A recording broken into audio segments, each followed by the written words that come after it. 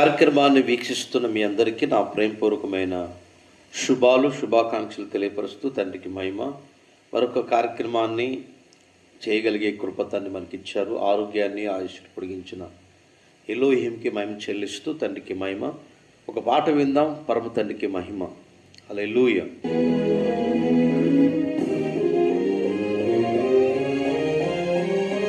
హల్లెలూయా.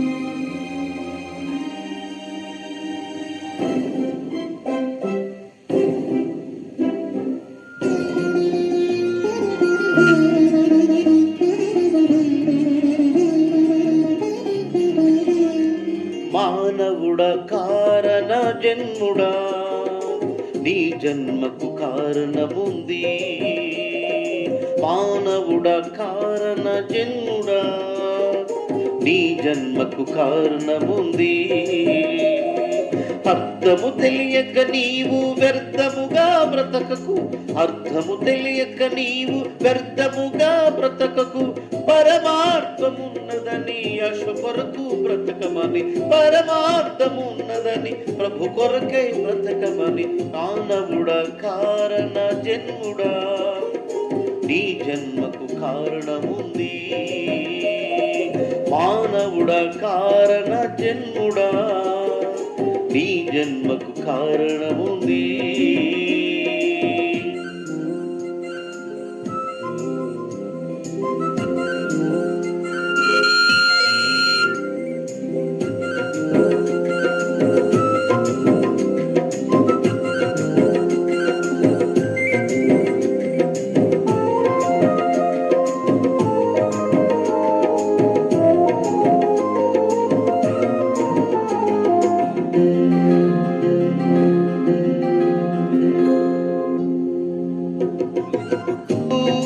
కాయలెందుకు, ఋతువులెందుకు, కాలాలెందుకు, పువ్వులెందుకు, కాయలెందుకు, ఋతువులెందుకు, కాలాలెందుకు. ఉన్నవన్నీ నీ కోసమేనని, నీవు యావే కోసమేనని. ఉన్నవన్నీ నీ కోసమేనని, నీవు దేవుని కోసమేనని. గమనించి తెలుసుకో, గ్రహించి మసులుకో. గమనించి తెలుసుకో, గ్రహించి మసులుకో. నీ జన్మకు కారణముంది. నీ జన్మకు కారణముంది. మానవుడా కారణ జన్ముడా, నీ జన్మకు కారణముంది. మానవుడా కారణ జన్ముడా, నీ జన్మకు కారణముంది.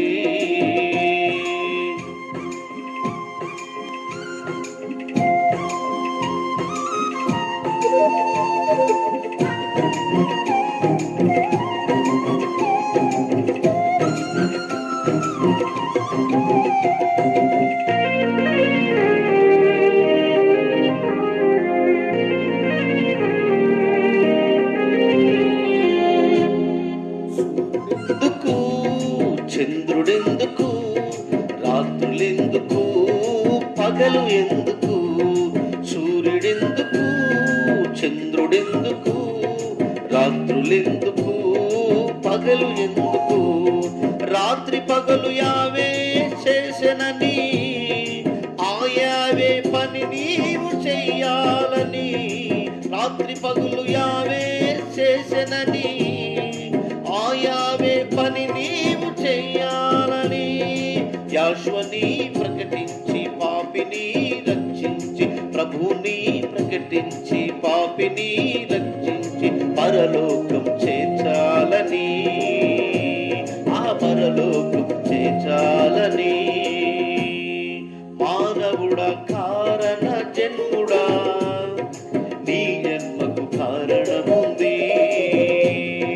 మానవుడా కారణ జన్ముడా, నీ జన్మకు కారణముంది. అర్థము తెలియక నీవు వ్యర్థముగా బ్రతకకు. అర్థము తెలియక నీవు వ్యర్థముగా బ్రతకకు. పరమార్థమున్నదని యశ్వ కొరకే బ్రతకమని. పరమార్థమున్నదని యశ్వ కొరకే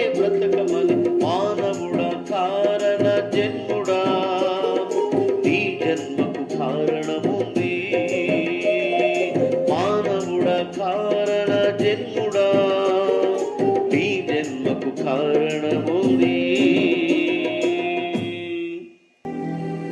ఒక శ్రేష్టమైన వాక్యాన్ని బైబిల్ గ్రంథంలో నుండి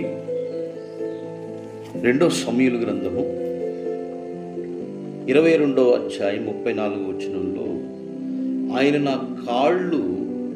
కాళ్ళు జింక కాలవలె చేయును, ఎత్తైన స్థలముల మీద నన్ను నింపును అని రాయబడింది. ఈ శ్రేష్టమైన బైబిల్ గ్రంథంలో మాట ఏంటంటే, ఒకప్పుడు నా కాళ్ళు ఈ రీతిగా ఉన్నాయ్యా, ఇప్పుడు ఆయన జింక కాళ్ళు వలె పరుగు తీస్తూ ఆయన పనిలో ముందుకు వెళ్ళే వ్యక్తిగా నన్ను చేసి ఉన్నాడు అని ఈ బైబిల్ గ్రంథం వాక్యం తెలియపరుస్తూ ఉంది. జింక ఎలా ఉంటుందనంటే ఎంతో పరుగు తీసింది, కానీ నా సర్వోన్నతుడు నా కాళ్ళకు ఏ హాని జరగకుండా ఆ పరమ తండ్రి నన్ను జింక కాళ్ళ వలె చేసి నిజంగా ఉన్నతమైన స్థలముల మీద, ఎత్తైన స్థలముల మీద నన్ను నింపును అని ఈ మాట దేవుని యొక్క వాక్యం తెలియపరుస్తాం. ప్రియ వాక్యం ఏంటంటే, నా ప్రియ సహోదరి సహోదరులారా, మన కాళ్ళను జింక కాళ్ళ వలె చేసి ఎత్తైన కొండ మీద మనం ఉంచుతాడట. ఆయన బిడ్డలకి ఏ మాత్రము హాని కలగకుండా చేయగలుగుతాడని ఈ వాక్య భాగం తెలియపరుస్తూ ఉంది. కీర్తనల గ్రంథము 18వ అధ్యాయం 32వ వచనంలో, నాకు బలము ధరింపజేవాడు ఆయనే, నేను నీతి మార్గం యథార్థమైన మార్గం నడిపించువాడు ఆయనే, ఆయన నా కాళ్ళను జింక కాళ్ళ వలె చేసి ఉన్నాడు అంటాడు. ఇందాక సమూయేలు గ్రంథంలో అదే మాట చెప్పాడు. అలాగే కీర్తనకారుడు దావీదు చెప్పిన మాట ఇది, నాకు బలము ధరింపజేయవాడు ఆయనే, నన్ను యథార్థమైన మార్గం నడిపించువాడు ఆయనే, ఆయన నా కాళ్ళను జింక కాళ్ళ వల్ల చేసి ఉన్నాడు. అంటే పరుగు తీస్తూ పనిలో, స్వార్థ పనిలో యావే తండ్రి యొక్క సేవలు నన్ను లేడి వలె, జింక వలె ఎత్తైన స్థలముల్లోను, అలాగే నాకు బలము ధరింపజేయవాడు ఆయనని ఈ మాట చదివిస్తూ ఉన్నాడు. హబక్కూకు గ్రంథంలో 3వ అధ్యాయం 19వ వచనంలో, యావే తండ్రి నాకు బలమును ఆయనే, నా కాళ్ళను లేడి కాళ్ళ వలె చేయును, ఉన్నతమైన స్థలముల మీద ఆయన నన్ను ఎక్కింపజేయనని రాయబడింది. ఆయనే నన్ను నడిపించును, ఉన్నతమైన స్థలముల మీద, ఎత్తైన కోటల మీద యావే తండ్రి నాకు బలమును, నా కాళ్ళు లేడి కాళ్ళ వల్ల చేసి ఉన్నాడని బైబిల్ గ్రంథం తెలియపరుస్తూ ఉంది. అలాగే ద్వితీయోపదేశకాండం 32వ అధ్యాయం 13వ వాక్యంలో, ఆయన భూమి యొక్క ఉన్నత స్థలముల మీద నన్ను ఎక్కించును, పొలముల పంటను దానికి తీసుకొని వచ్చి కొండల మీద నుండి తేనెను, చిక్కుముక్కు రాయి నుండి నూనెను అతనికి ఇచ్చుదునని రాయబడింది. ఆయన ఉన్నతమైన స్థలముల మీద ఈ వాగ్దానాలు, పంట పొలాల్లో మంచి పంటను, కొండల మీద తేనెను, చిక్కుముక్కు రాయిని నాకు ఇస్తాడు అని మోషే ద్వారా ఈ గ్రంథంలో కొన్ని మాటలు మనం నేర్చుకుంటున్నాం. ప్రియ సహోదరి సహోదరులారా, మనకు బలము ధరింపజేయవాడు ఆయనే. ఆయన మనం కోరుకున్నప్పుడు మనకి ఏదీ తక్కువ కాదని బైబిల్ తెలియపరుస్తూ ఉంది. ఒక వ్యక్తి అడవిలో తపస్సు పడుతూ కొన్ని సంవత్సరాలు తపస్సు పడుతూ ఉంటే ఆ పరలోకపు తండ్రి చూసి, నాయన ఉపవాసాలు ఎందుకు తపస్సు పడతావు అంటే, అయ్యా నేను వరం అడుగుదామని నీ దగ్గరికి వచ్చాను, నువ్వు నిజంగా నాకు వరం ఇవ్వమంటే, ఆయన అంటాడు, నీకు ఏం కావాలో కోరుకో అని చెప్తే ఆ వ్యక్తి ఏం కావాలని ఆలోచించి, చెప్పు త్వరగా, ఏం కావాలి నీకు, కొంచెం ఆగండి అయ్యా అని చెప్పి, ఏ వరం కావాలి నీకు, ఏం కావాలి చెప్పానంటే, అయ్యా నాకు ధనం కావాలన్నాడు. చాలా ఇంకేమైనా కావాలా నీకు, ధనం ఒక్కటైనా ఇంకేం కావాలా అని అంటే, ఆయన అంటాడు, పరలోకపు తండ్రి ఏమంటాడంటే, ధనము చాలా అంటే, మరి నీ దగ్గర ఈ తపస్సు పట్టే వ్యక్తి ఏమన్నాడు తెలుసు, నీ దగ్గర ఎంత ధనం ఉంది అని అంటే, ఆయన దగ్గర కోట్ల ధనం ఉండవచ్చు, కానీ నాకు మంచిగా ఆలోచించుకున్నప్పుడు చెప్పాలి కదా, కోట్ల ధనం ఉంది అంటే, ఈ కోట్ల ధనము కంటే నీవే నాకు కావాలని చెప్పేసి ఆయన అడిగాడట. ప్రియ సహోదరి సహోదరులారా, ఆయన మనకున్నంత కాలం మనకు ఆయన ఉంటే ఈ భూలోక ధనాలన్నీ మనయే కనుక, ఆయన బలము ధరింపజేయవాడు ఆయనే, మన కాళ్ళను లేడి కాళ్ళ వల్ల చేయగలిగే వాడు ఆయనే. కాబట్టి ప్రతి ఒక్కరూ ఈ యొక్క కార్యక్రమాన్ని వీక్షిస్తున్న ప్రియ సహోదరి సహోదరులను మనకు ధనాన్ని సమకూర్చగలిగినట్టు ఆయన, అందుకని సొలొమోను అంటాడు, నాకు నీకేం కావాలి సొలొమోను అంటే నాకు జ్ఞానం దయచేయ, ప్రజలకు తీర్పు తీర్చే జ్ఞానాన్ని నాకు దయచేయమని అన్నాడట. ఈరోజు